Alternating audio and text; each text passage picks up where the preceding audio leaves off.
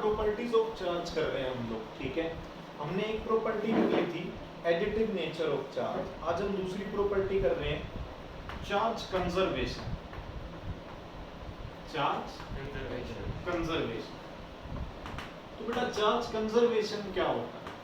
Charge conservation का मतलब ये है कि हम चार्ज को ना तो क्रिएट कर सकते हैं ना ही डिस्ट्रॉय कर सकते हैं। दुनिया में जो चार्ज है सो है, ये बिल्कुल एनर्जी कंजर्वेशन की तरह से, जितनी एनर्जी दुनिया में है सो है। हम सिर्फ क्या कर सकते हैं, हम चार्ज को एक बॉडी से दूसरी बॉडी में ट्रांसफर कर सकते हैं। Charge can neither be created nor be destroyed, however it can be transferred from one body to another, ठीक है। तो अब चार्ज कंजर्वेशन, ठीक है, हम ये तो समझ गए, लेकिन चार्ज कंजर्वेशन के एग्जांपल्स क्या हैं? तो इसका पहला एग्जांपल, आप कोई भी केमिकल या न्यूक्लियर रिएक्शन देखो, कोई भी केमिकल या न्यूक्लियर रिएक्शन देखो, तो उसमें चार्ज जो है वो कंजर्व्ड होगा। कैसे भी? जैसे मान लो मैं कहता हूं कि हमने Na positive plus Cl negative combine करके NaCl बना दिया, क्या इस रिएक्शन में चार्ज कंजर्व्ड है? बिल्कुल है। रिएक्शन से पहले भी चार्ज जीरो है, रिएक्शन के बाद भी चार्ज जीरो है, चार्ज ना घट रहा है ना ही बढ़ रहा है। अब जो दो मेन एग्जांपल हैं इसके, दूसरा एग्जांपल है एनाइलेशन। क्या है बेटा? एनाइलेशन, ठीक है। कुछ लोग एनिहिलेशन बोलते हैं, एनाइलेशन।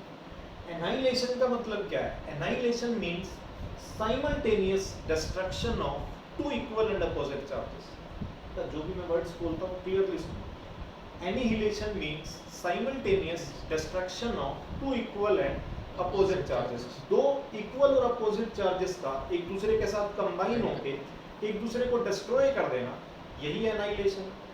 जैसे मैं एग्जांपल से बात करता हूं कि अगर हम एक इलेक्ट्रॉन लें और दूसरा अगर हम एक पॉजिट्रॉन लें, क्या लें? Positron. Now what is positron, ये भी अभी हम बात करते हैं। पॉजिट्रॉन क्या होता है बेटा? पॉजिट्रॉन होता है एंटी पार्टिकल ऑफ इलेक्ट्रॉन। क्या होता है? Anti particle of electron. बेटा सभी, जब मैटर बना ना दुनिया में, जब दुनिया शुरू हुई तो मैटर भी बना और साथ में एंटी मैटर भी बना। जैसे दोस्त बनेंगे तो हमारे दुश्मन भी तो बनेंगे ना, तो वैसे ही मैटर के साथ साथ एंटी मैटर भी बना। तो अगर हम कहें कि इलेक्ट्रॉन मैटर है तो पॉजिट्रॉन एंटी मैटर है। क्या है? Anti matter. तो एंटी पार्टिकल होगा क्या? एंटी पार्टिकल होता है जिसका मास इलेक्ट्रॉन के बराबर ही होगा, जिसका मास इलेक्ट्रॉन के बराबर ही होगा लेकिन चार्ज इलेक्ट्रॉन से अपोजिट होगा। जैसे अगर हम प्रोटॉन की बात करें, प्रोटॉन में क्या होता है? प्रोटॉन में दोनों का चार्ज अपोजिट है लेकिन मास तो डिफरेंट है ना। पॉजिट्रॉन में क्या है? मास से चार्ज अपोजिट। एंटी पार्टिकल में क्या होगा बेटा? मास सेम होगा, चार्ज अपोजिट होगा। What is positron? Anti particle of electron जिसका मास इलेक्ट्रॉन के जितना ही होता है और चार्ज अपोजिट होता है। क्लियर है यहाँ तक की बात? तो जब हम एक इलेक्ट्रॉन को और एक पॉजिट्रॉन को कंबाइन करते हैं तो दो गामा रे फोटॉन्स बनते हैं। क्या बनते हैं? दो गामा रे फोटॉन्स बनते हैं, ठीक है। और इस प्रोसेस में चार्ज कंजर्व्ड है। कैसे कंजर्व्ड है मुझे बताओ? सही बन रहा है? तो चार्ज कंजर्व्ड कैसे है बताओ बेटा? एक बात बताओ, इलेक्ट्रॉन और पॉजिट्रॉन का टोटल चार्ज क्या है? जीरो। गामा रे क्या है? हमारी तीन तरह की रेज होती हैं, alpha rays, beta rays, gamma rays. Alpha rays positively charge होती है, बीटा रेज नेगेटिवली चार्ज होती है और गामा रेज न्यूट्रल होती है। बेटा अल्फा, बीटा और गामा रेज क्या हैं? ये अच्छे साइंस स्टूडेंट को जरूर पता होना चाहिए। Alpha rays are nuclei of helium. Alpha rays helium के न्यूक्लियाई होते हैं, 2He4, ठीक है। What are beta rays? Beta rays are fast moving electrons. Beta rays क्या है? Fast moving electrons. और गामा रेज क्या होती है? Gamma rays are electromagnetic waves of short wavelength, lambda. Alpha rays are nuclei of helium, beta rays are fast moving electrons and gamma rays are electromagnetic waves of short wavelength. Alpha rays positively charge है, beta rays negatively charge है, gamma rays neutral है, ठीक है। तो हमने इन दोनों को combine किया, दो गामा रे फोटॉन बन गए। रिएक्शन से पहले चार्ज कितना? जीरो। पॉजिट्रॉन होता कहां पे? पॉजिट्रॉन होता कहाँ पे है? जैसे मैंने बताया कि दुनिया में मैटर के साथ साथ एंटी मैटर भी है। तो ऐसे पहले एटम के अंदर ना 3 तरह के पार्टिकल्स पता होते थे, इलेक्ट्रॉन, प्रोटॉन, न्यूट्रॉन। अब एटम के अंदर 37 तरह के पार्टिकल डिस्कवर हो गए, ठीक है ना? तो एटम के अंदर ही होते हैं सब। क्या बात समझ में आई है? तो रिएक्शन से पहले चार्ज 0 है, रिएक्शन के बाद में भी चार्ज 0 है। तो चार्ज क्या है? कंजर्व्ड है, ना तो घट रहा है ना ही बढ़ रहा है। क्या मेरी बात तुम्हें समझ आई है? ओके। तो बेटा एक बात और है इसमें, क्या इस प्रोसेस में मास कंजर्व्ड है? यस सर, मास कंजर्व नहीं नहीं नहीं, मास कंजर्व नहीं है बेटा। इस प्रोसेस में मास कंजर्व नहीं है। कैसे नहीं है मुझे बताओ बेटा? इलेक्ट्रॉन का मास है, इलेक्ट्रॉन का मास होता है, पॉजिट्रॉन का मास होता है, लेकिन फोटॉन्स तो मासलेस होते हैं, हम पहले पढ़ चुके हैं। गामा रे फोटॉन भी मासलेस होते हैं। तो इस प्रोसेस में हुआ क्या? लेकिन गामा रेज के पास एनर्जी है, एनर्जी है, इलेक्ट्रोमैग्नेटिक वेव एनर्जी है। क्या है बेटा? एनर्जी है। तो इन दोनों के पास मास है, इसके पास एनर्जी है। Einstein's equation of mass energy equivalence हमने पढ़ रखी है, इज इक्वल टू mc²। यहाँ मास कंजर्व नहीं है, mass is converted into energy. Nuclear reaction है। ठीक है, हाँ बिल्कुल न्यूक्लियर रिएक्शन। समझ में आई बात? इसी तरीके से हम अगले एग्जांपल पे चलें। क्या ये समझ में आया? Annihilation means simultaneous destruction of two equal and opposite charges। जब एक इलेक्ट्रॉन और एक पॉजिट्रॉन आपस में कंबाइन होते हैं तो ये दो गामा रे फोटॉन्स बनाते हैं। इस प्रोसेस में चार्ज कंजर्व्ड है, मास कंजर्व्ड नहीं है, क्योंकि रिएक्शन से पहले भी चार्ज 0 है, रिएक्शन के बाद में भी चार्ज 0 है। चार्ज ना तो घट रहा है ना ही बढ़ रहा है। तो नेक्स्ट एग्जांपल बेटा अगर हम बात करें तो इसका होता है पेयर प्रोडक्शन। क्या है? Pair production. Pair production annihilation से उल्टा है। अगर लाइट उधर से बढ़ रही हो तो उसको बंद कर। पेयर प्रोडक्शन का मतलब क्या है? Pair production means simultaneous creation of two equal and opposite charges. क्या मतलब है? साइमल्टेनियस क्रिएशन, उसमें डिस्ट्रक्शन था, इसमें क्या है? Creation. Simultaneous creation of two equal and opposite charges. दो इक्वल और अपोजिट चार्जेस का इकट्ठे बन जाना, यही तो पेयर प्रोडक्शन। अब हम एग्जांपल से बात करते हैं। एग्जांपल क्या है इसका कि अगर मान लो एक गामा रे फोटोन किसी हैवी न्यूक्लियस से जाके टकराता है, जैसे मान लो टंगस्टन का न्यूक्लियस, कोई भी हैवी न्यूक्लियस, अगर गामा रे फोटोन मूव करता हुआ आया और किसी हैवी न्यूक्लियस से टकराया तो क्या होता है? उल्टी रिएक्शन होती है, एक इलेक्ट्रॉन बन जाता है और एक पॉजिट्रॉन बन जाता है।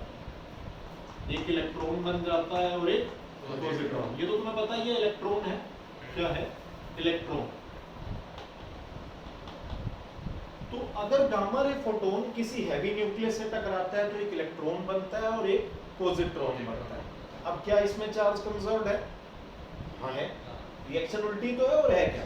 रिएक्शन से पहले चार्ज 0, रिएक्शन के बाद में भी चार्ज 0। क्या मास कंजर्व्ड है? नहीं, इसमें उल्टा हो रहा है। Here energy is converted into mass। यहाँ एनर्जी मास में कन्वर्ट हुई है।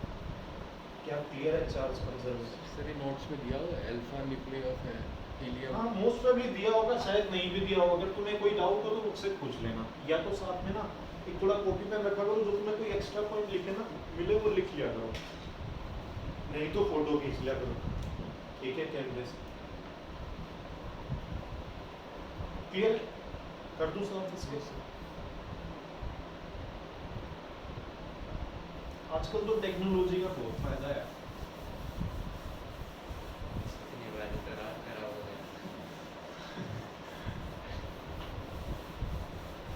तुम्हारे आँख खराब होते हैं, हमारे हाथ खराब होते हैं। हमारा क्या होता था मतलब पता है क्या होता है? हमारे जब सर्स बोलते थे जब हम छोटे थे तो पता हम तो पागल तरह लिख रहे होते थे। कोई भी एक्स्ट्रा पॉइंट दिखे फटाफट ये लिख लिया, पता नहीं बुक में जाके मिले ना मिले। हाँ क्लियर है? लेकिन उस केस में ना कंसंट्रेशन पूरी नहीं बनती। नेक्स्ट हमारी प्रॉपर्टी है बेटा चार्ज क्वांटाइजेशन। सबसे इंपॉर्टेंट प्रॉपर्टी है चार्ज की, चार्ज क्वांटाइजेशन।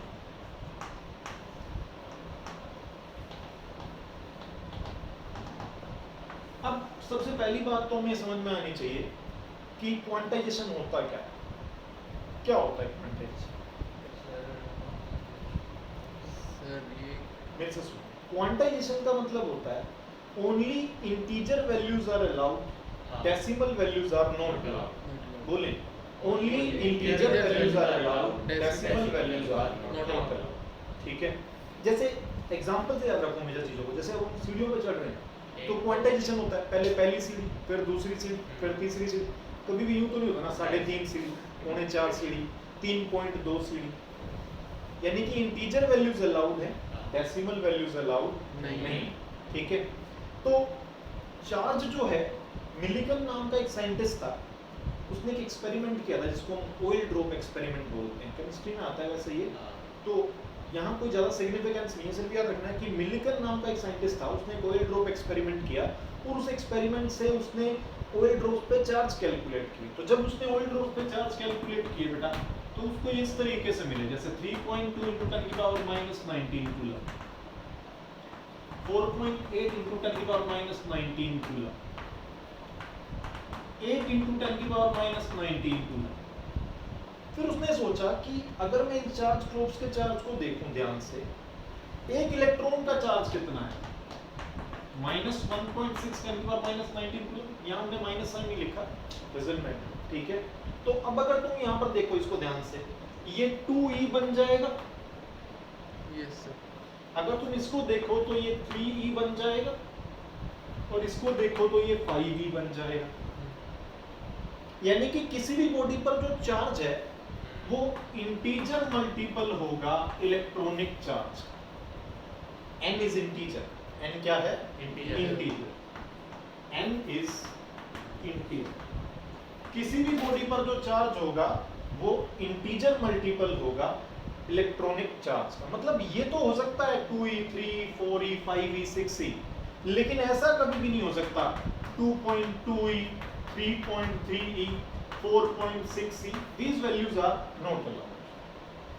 ये values allowed नहीं। समझ आ गई बात? तो अब दूसरी बात, why charge is quantized? Charge quantized क्यों है? क्यों है बताओ? तो बहुत सिंपल सी बात है, आप दो बॉडी को रब करोगे। मैंने प्लास्टिक रोड को फर के साथ रब किया, तुमने कोम को बालों के साथ रब किया, या तो 5 इलेक्ट्रॉन्स जाएंगे या 4 जाएंगे या 10 जाएंगे। यूं तो नहीं होगा ना 9.5 इलेक्ट्रॉन्स चलेगा भाई, आता थोड़ा बीच में रुक जाएगा, जाएगा तो पूरा जाएगा, नहीं तो जाएगा ही नहीं। ठीक है ना? तो अगर हम बात देखें चार्ज क्वांटाइज्ड क्यों है, व्हाई चार्ज इज क्वांटाइज्ड, या क्वेश्चन 1 नंबर में आता है what is the cause of charge quantization. Cause क्या है कि when two bodies are rubbed together then electrons are transferred in the form of integer numbers। when two bodies are rubbed together then electrons are transferred in the form of integer numbers। ठीक है ना? तो समझ में आया? अच्छा, जैसे मैंने तुम्हें पॉजिट्रॉन बताया, अब ना कुछ नए पार्टिकल्स डिस्कवर कर लिए गए। जैसे पहले तो मैंने कहा था सिर्फ हमें इलेक्ट्रॉन, प्रोटॉन, न्यूट्रॉन पता थे, तो अब हमने कुछ नए पार्टिकल्स डिस्कवर कर लिए हैं जिनको हम लोग क्वार्क्स बोलते हैं। क्या बोलते हैं? क्वार्क्स। होता क्या है कि जो हमारे प्रोटॉन्स और न्यूट्रॉन्स हैं वो आगे कुछ और छोटे पार्टिकल से मिलकर बने होते हैं। वो किससे बनते हैं वो भी नहीं पता चला। ठीक है, जहां तक पता चला है भाई, जब हम छोटे थे ना, हमें प्रोटॉन न्यूट्रॉन तक पता था, उस समय पर ये पार्टिकल्स की बात नहीं होती थी। ठीक है, तो शायद जब तुम्हारे बच्चे पढ़ रहे होंगे मेरे से, ठीक है, या किसी और से, तो उस समय एक से भी छोटे पार्टिकल्स होंगे। तो प्रोटॉन्स और न्यूट्रॉन्स जो हैं वो आगे कुछ और छोटे पार्टिकल से मिलकर बने होते हैं जिनको हम लोग क्वार्क्स बोलते हैं। इलेक्ट्रॉन्स क्वार्क्स नहीं बनाते, इलेक्ट्रॉन्स में लेप्टॉन्स होते हैं। ठीक है, तो वहां हम उनकी बात नहीं कर रहे अभी। अब क्वार्क्स समझ में आया, प्रोटॉन्स और न्यूट्रॉन्स आगे कुछ छोटे पार्टिकल से बने हैं जिनको हम क्वार्क्स बोलते हैं। अब आगे की बात ये है बेटा कि क्वार्क्स के कई फ्लेवर्स होते हैं। जैसे एक होता है अप क्वार्क, एक होता है डाउन क्वार्क। इन सबको हम फ्लेवर्स ऑफ क्वार्क्स बोलते हैं। क्या बोलते हैं? Up quark, down quark, top quark, charm quark, bottom quark, strange quark, और फिर इन सबके एंटी होते हैं, एंटी अप क्वार्क, और इस तरीके से सबके एंटी। ठीक है, इन सबको हम लोग क्या बोलते हैं? All these are called flavours of quarks. क्या बोलेंगे? Flavours of quarks. लेकिन जो हमारे मेन दो क्वार्क्स हैं वो हैं अप क्वार्क और डाउन क्वार्क। याद रखें अप क्वार्क पर चार्ज होता है +2/3 और डाउन क्वार्क पर चार्ज होता है -c/3। सर ये एंटी लिखा हुआ आपने, एंटी हो? हाँ ये सब एंटी होंगे, anti up, anti down, anti top, anti bottom and so. ठीक है, अब हमारा एनसीईआरटी का एक क्वेश्चन है, हमसे पूछेंगे बताओ what is the quark composition of proton. Proton का क्वार्क कंपोजिशन क्या है? क्या कहेंगे? What is the quark composition of proton. Proton का क्वार्क कंपोजिशन क्या है? तो अगर हम प्रोटॉन की बात करें, प्रोटॉन के क्वार्क कंपोजिशन की बात करें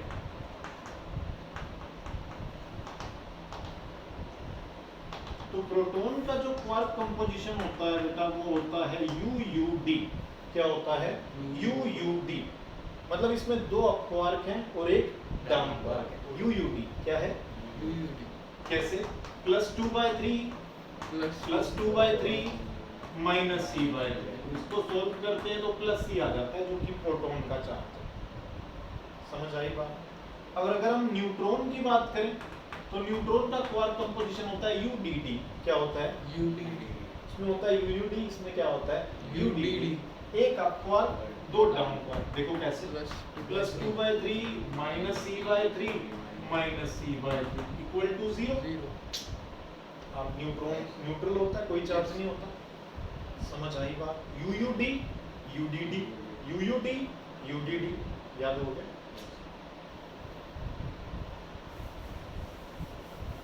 अब जो चार्ज क्वांटाइजेशन से रिलेटेड बात है ना क्वार्क्स की, वो क्या है बेटा? बात ये है कि ये जो क्वार्क्स है ना ये हमें कंबाइंड स्टेट में मिले, ये हमें फ्री स्टेट में नहीं मिले, ये एक दूसरे के साथ जुड़े हुए मिले। जैसे हमें प्रोटॉन के अंदर ये क्वार्क्स जुड़े हुए मिले, आज तक हमें कोई अकेला अप क्वार्क या अकेला डाउन क्वार्क नहीं मिल पाया। और क्योंकि कोई अकेला अप क्वार्क या डाउन क्वार्क नहीं मिल पाया, इसलिए चार्ज क्वांटाइजेशन का फार्मूला आज भी Ne है। क्योंकि हम ये मानते हैं कि जो हमें स्मॉलेस्ट पॉसिबल चार्ज मिलता है वो इलेक्ट्रॉनिक चार्ज है। स्मॉलेस्ट पॉसिबल चार्ज को हम क्या मानते हैं? जो हमें फ्रीली अवेलेबल है, दैट इज इलेक्ट्रॉनिक चार्ज। ठीक है, तो हमसे जो क्वेश्चन पूछा जाता है, ये पूछा जाता है कि क्या क्वार्क्स की डिस्कवरी से चार्ज क्वांटाइजेशन पे कोई इफेक्ट पड़ेगा? नहीं पड़ा, अभी तक तो नहीं पड़ा, क्योंकि फ्री स्टेट में तो मिला ही नहीं। अगर कल को फ्री स्टेट में मिल गए तो मिलेगा, तो फर्क पड़ सकता है। फर्क तब भी क्या पड़ेगा? तब हम E की जगह क्या लेने लग जाएंगे? अप क्वार्क या डाउन क्वार्क, जो भी अकेला मिलेगा। समझ नहीं? एक क्वेश्चन और है जो तुमसे पूछा जाएगा चार्ज क्वांटाइजेशन में। नोट करना, चार्ज क्वांटाइजेशन सिग्निफिकेंट है। चार्ज क्वांटाइजेशन जो है वो सिग्निफिकेंट है सिर्फ माइक्रोस्कोपिक लेवल पे, सिर्फ माइक्रोस्कोपिक लेवल पे। It is not significant at macroscopic level. Macroscopic level मतलब माइक्रोस्कोपिक मतलब छोटे लेवल पे सिग्निफिकेंट है, बड़े लेवल पे सिग्निफिकेंट नहीं है। ऐसा क्यों है बताओ? क्योंकि इसको भी हम एक एग्जांपल से समझते हैं। जैसे मान लो हम एक वाटर टैप को ऑन करते हैं, जब हमने ऑन किया बिल्कुल धीरे से तो वाटर ड्रॉप्स की फॉर्म में आ रहा है, 1 2 3 4 हम काउंट कर सकते हैं। अब तुमने पूरी वाटर की टैप ऑन कर दी, वाटर का कंटिन्यूअस फ्लो आ रहा है, क्या बता सकते हो कितनी ड्रॉप्स हैं? नहीं बता सकते। ऐसे ही जब चार्ज स्मॉलर लेवल पे होता है तो हम उसको काउंट कर सकते हैं, लेकिन जब चार्ज लार्जर लेवल पे होता है, बिगर लेवल पे होता है, तो इन दैट केस हम चार्ज को काउंट नहीं कर सकते। At macroscopic level charges become continuous, वो लम्प्स की गुच्छों की फॉर्म में आ जाते हैं, उनको हम काउंट नहीं कर सकते। जैसे अगर हम बल्ब को ऑन करते हैं ना, तो एक बल्ब ऑन करते ही लगभग 3 × 10⁻18 इलेक्ट्रॉन्स ट्रेवल करते हैं। इतने ज्यादा इलेक्ट्रॉन्स को काउंट कैसे करें? मतलब मैंने कहा है ना लगभग, हम एग्जैक्टली काउंट नहीं कर पाते। ठीक है, क्लियर है? नॉर्मल बेसिस पर काउंट करना तो इजी नहीं होगा ना, क्या तुम मेरी बात समझ लो? तो ज्यादा इंपॉर्टेंट माइक्रोस्कोपिक लेवल पे है, ना कि मैक्रोस्कोपिक लेवल पे, because at macroscopic level charges become continuous and can not be counted. क्या हमें यहाँ तक समझ आ गया? बता दें, चार्ज क्वांटिटेशन क्लियर। एक बार फिर से चारों पॉइंट बात कर लेते हैं। चार्ज क्वांटिटेशन होता क्या है? किसी भी बॉडी पे जो चार्ज है वो इंटीजर मल्टीपल होगा इलेक्ट्रॉनिक चार्ज का। Electronic charge is smallest possible free charge, ठीक है। सेकंड चीज, चार्ज क्वांटाइज्ड क्यों है? Because when two bodies are rubbed together electrons are transferred in the form of integer. Third point, quarks की discovery से charge quantization पे कोई effect नहीं पड़ा है, क्योंकि क्वार्क्स फ्री स्टेट में नहीं है। प्रोटॉन्स और न्यूट्रॉन्स क्वार्क से मिलकर बने हैं, यूयूडी। अब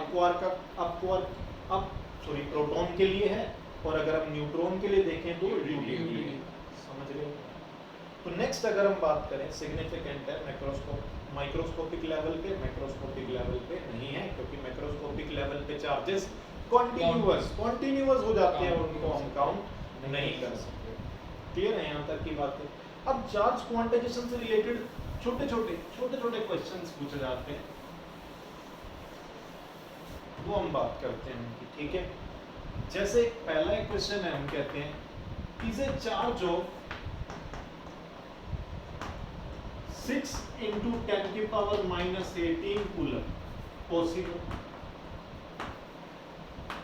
ऐसे एक नंबर में क्वेश्चन पूछे जाते हैं, क्या ये चार्ज पॉसिबल है? सर इसको क्या हुई तो अगर तुमसे पूछा जाए हाँ कि कोई चार्ज पॉसिबल है या नहीं, Q = n नहीं लगाओ, n निकालो, अगर n इंटीजर आया पॉसिबल है, नहीं तो नहीं है। तो हम लगाते हैं Q = n, 6 into 10 की पावर -18, n e हो गया 1.6 10 की पावर -19, n आ गया 6 into 10 की पावर -18 डिवाइडेड बाय 1.6 10 की पावर -19, इसको ऊपर ले जाएंगे तो 10 बच जाएगा, और ये आ जाएगा 60 by 1.6, और इसको अगर हम डिवाइड करेंगे तो ये इंटीजर नहीं आएगा, कुछ डेसिमल में नंबर आएगा, व्हाटएवर वो तुम सॉल्व करके देख सकते हो। चार्ज पॉसिबल, तो ये चार्ज पॉसिबल नहीं, ठीक है ना। दूसरी बात, हम कहते हैं बताओ total number of electrons present in 1 coulomb of charge. 1 coulomb charge में कितने टोटल नंबर ऑफ इलेक्ट्रॉन्स होंगे? Total number of electrons present in 1 coulomb of charge, बताएं। Again simple, number of electrons तो निकालने, n क्या बताता है? Number of electrons, Q = n, n क्या हो गया? Q/E, Q है 1, E कितना है? 1.6 10 की पावर -19, 10 की पावर 19 by 1.6, और इसको हम सोल्व करते हैं तो 6.25 into 10 की पावर 18, ये वैल्यू याद कर लीजिए। एक कूलम जो चार्ज है उसमें 6.25 into 10 की पावर 18 इलेक्ट्रॉन्स होते हैं, ठीक है। एक कूलम चार्ज में 6.25 into 10 की पावर 18 इलेक्ट्रॉन्स होते हैं। क्लियर है बेटा? जब मैं न्यूमेरिकल्स करूंगा उनको लिखने क्या बताता हूँ, theory doesn't matter but numericals you have to write, ठीक है।